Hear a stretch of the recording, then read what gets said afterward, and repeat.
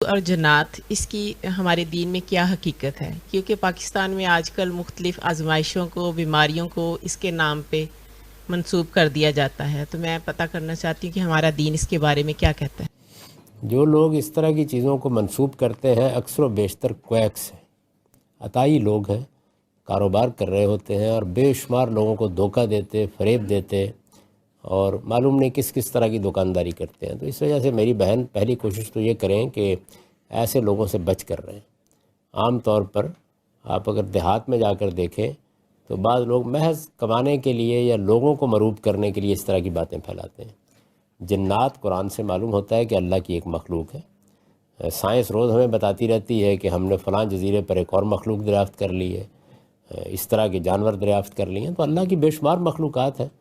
قرآن مجید نے ہم کو بتایا ہے کہ 3 مخلوقات ایسی ہیں جن کو اللہ نے ارادہ بھی دیا ہے اور اختیار بھی دیا ہے، یعنی جو باشعور مخلوقات ہیں۔ ان میں سب سے برتر فرشتے ہیں۔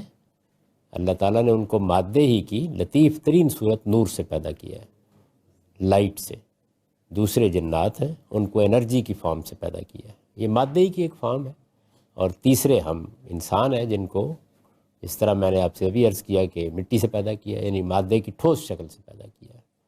تو یہ تینوں مخلوقات ہیں، یہ تینوں مخلوقات اللہ کی مخلوقات ہیں۔ ان کا ذکر قرآن مجید میں تینوں ہی کا ہوا ہے، تینوں ہی کے بارے میں بتا دیا گیا ہے۔ رہ گئی یہ بات کہ یہ کسی کو چمٹ جاتے ہیں، پکڑ لیتے ہیں، یہ مذہب کا موضوع نہیں ہے۔ اس میں لوگ دعوے کرتے ہیں، عام طور پر زیادہ تر جھوٹ بولتے ہیں، زیادہ تر کہانیاں سناتے ہیں۔ جادو کی کیا حقیقت ہے؟ واقعی کوئی جادو کا جی، ہے؟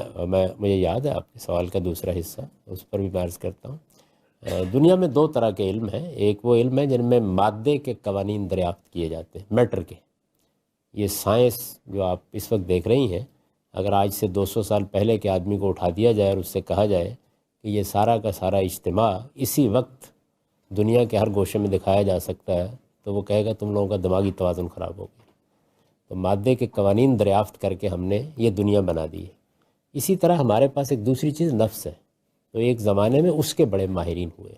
یہ قدیم زمانے میں نفسی علوم کے بڑے بڑے ماہرین پیدا ہوئے۔ قرآن بتاتا ہے کہ حضرت سلیمان کے دربار میں ایک شخص تھا، الذی عنده علم من الکتاب، اس کے پاس خدا کے قانون کا ایک علم تھا، لاس کو سمجھ گیا تھا، اور اس کی بنیاد پر ملکہ بلقیس کا تخت 1500 میل کے فاصلے سے چشم زدن میں اٹھا لایا۔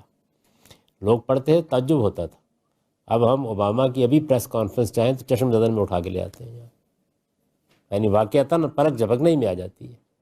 تو اس وجہ سے نفسی علوم دنیا میں موجود رہے ہیں، ایک زمانے میں ان کا بہت غلغلہ رہا ہے۔